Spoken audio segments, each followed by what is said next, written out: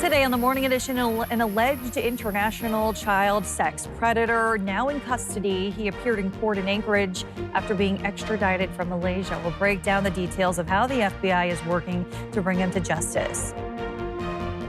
Plus, snow is in the forecast for the Anchorage area, which means it'll also be falling in the mountains naturally. But old snow and new snow don't always mesh well together. We'll run over the basics of avalanche safety and awareness.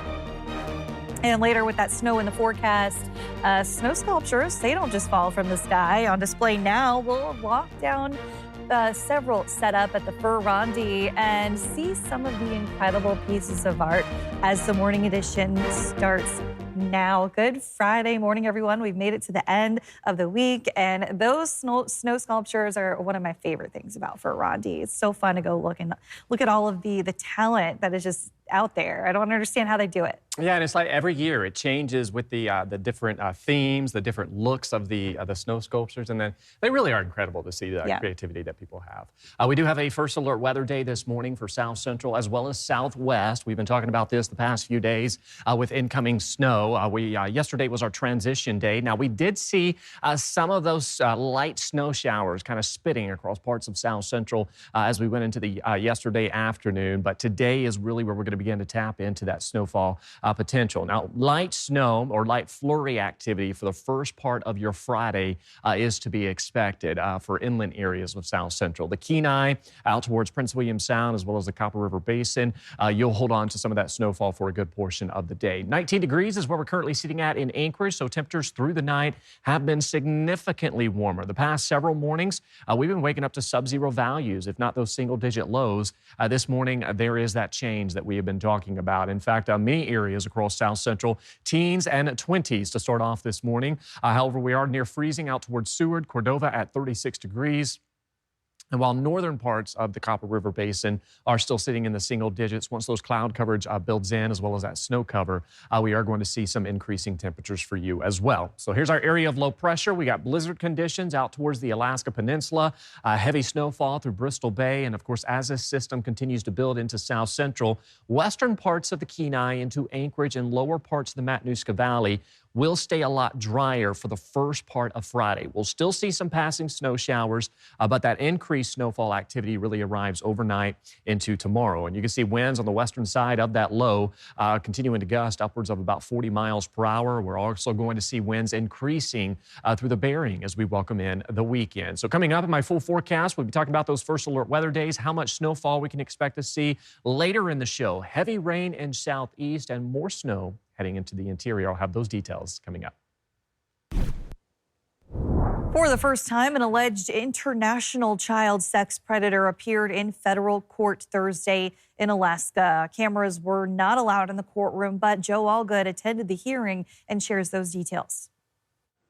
The FBI field office in Anchorage has had a busy week, transporting Zobadul Amin, a Bangladeshi national from Malaysia, here to Anchorage so that he can be brought up on 13 felony charges involving child sex abuse, after he allegedly extorted hundreds of victims. Here's Amin being extradited from Malaysia, where he was attending medical school. This was on March 3rd. Then Amin landed in Anchorage on Wednesday evening and appeared in court Thursday. In the courtroom, Amin pleaded not guilty to all counts, which include production and distribution of child pornography, cyberstalking, aggravated identity theft, wire fraud, and child exploitation enterprise. Here's a look at two of the Snapchat avatars that Amin was allegedly using to deceive victims, convincing them he was a minor and a totally different person altogether.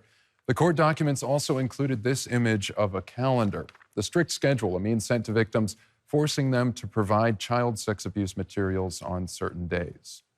Amin was contacting victims as far back as at least 2021, according to the court documents, when a minor in Alaska reported him to authorities. U.S. attorneys say it was the first domino that eventually caused Amin's enterprise to fall. After that, the FBI began working with Malaysian police in 2022, and he was indicted by a grand jury in the U.S. later that year. The investigation and arrest were a multi-year effort coordinated by the FBI's field office in Anchorage, as well as 30 other local, state, and federal law enforcement agencies and Malaysian authorities. Sextortion cases like this have unfortunately become too common, including here in Alaska. Not too long ago, we talked to Alaska U.S. Attorney Michael Heyman about the danger of these individuals. The offenders are actually very good at what they do. A lot of sex offenders, they do this as a career. This is their 24/7 job. And so they're very wily, they're very skilled at talking to children. Now, I've spent today reading through the court documents, which contain much disturbing material not suitable for TV. Though through it all, the most disturbing was a message that prosecutors said Amin sent to one of his victims, in which he said, quote, "Honestly, I know what I am doing is wrong, but I don't know. I just still do it." Amin is being held in Anchorage, and his next trial date will be scheduled on May 6th. Joe Allgood, Alaska's news source. Meantime, a Palmer jury has found a man guilty of attempted murder. The case dates back to December 2020 when a Wasilla officer tried to pull over Patrick Mars. Investigators say Mars led the officer on a chase around the Valley Country Store. Then, after sliding into a ditch, shot the officer 7 times at close range. That led to serious injuries to his hand, eyes, and ears. Mars was already an 8-time felon, illegally armed, carrying meth, and gave police a false name. He'll be sentenced in October. State plows have finally reached some Denali Borough residents trapped by heavy snow, but others are still stuck and struggling to dig out. Lauren Maxwell has the latest. This is just what we have right at the moment. There's still plenty of snow on Joe Chatfield's property. There's a 6-foot drift right there.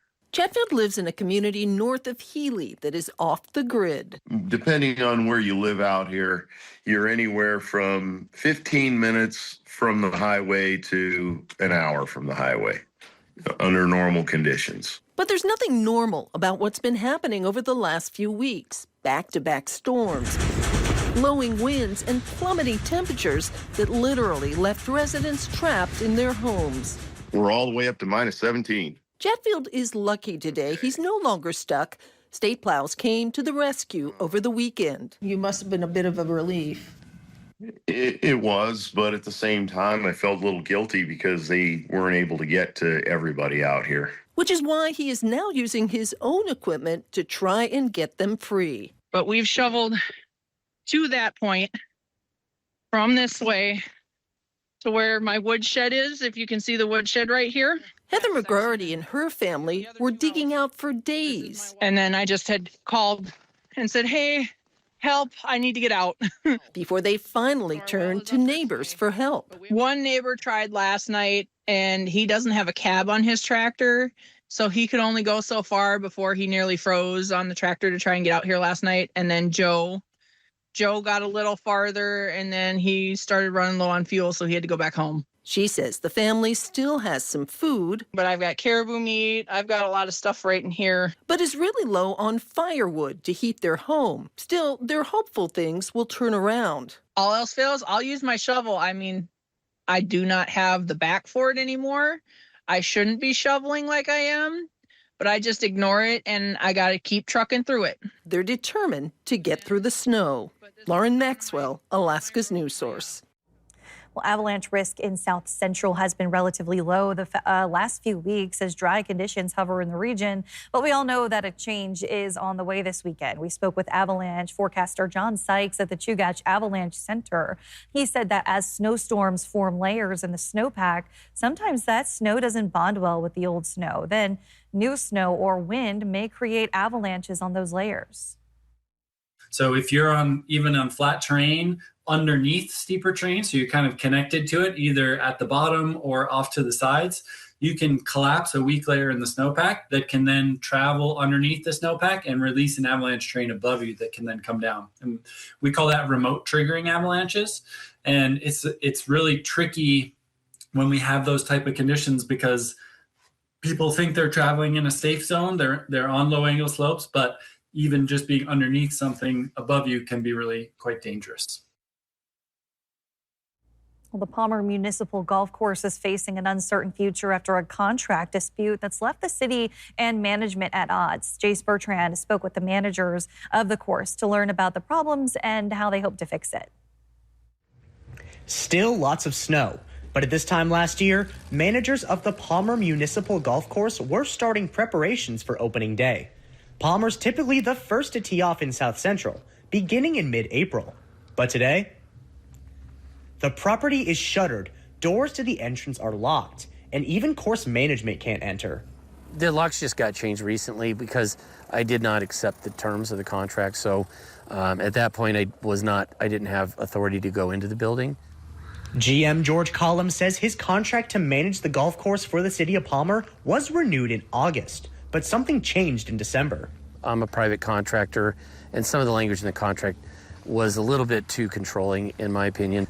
We did not accept the contract terms, and so right now we're still hopeful that we can work this out. One court issue for Collum, the city's decision to change its recommended prices. The idea of a municipal course is that it is affordable for the community. You know, it's different than a private golf course or privately owned course where they're more, profit-oriented.